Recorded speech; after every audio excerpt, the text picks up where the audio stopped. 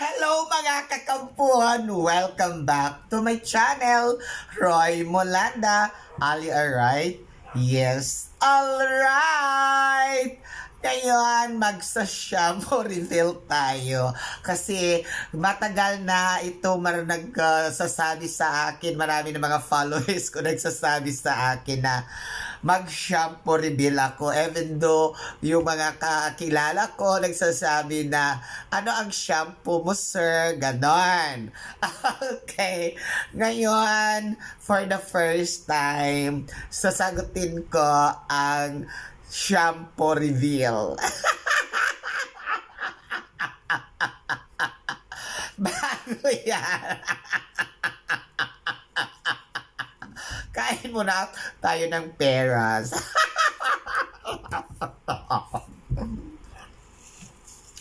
Wait.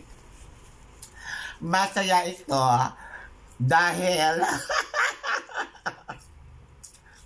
ngayon, malalaman nyo na ang aking shampoo reveal. Pag sa bahay ako,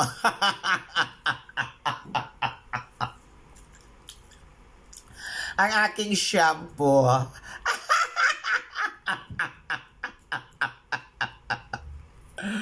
alam na,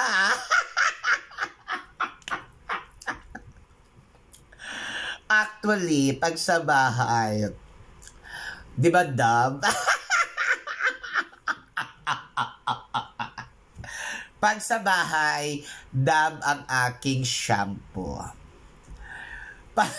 Kung pumunta naman ako sa ibang lugar, paiba-iba ang shampoo.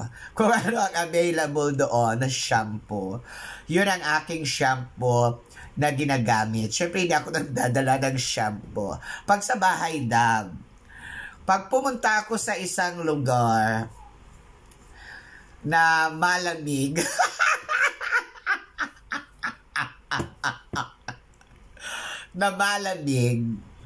and then, maganda istihan, ito talaga ang in-offer nilang shampoo sa akin. Diba? May Dove, kasi ang Dove malamig-lamig. Malamig-lamig pag ilagay sa buhok.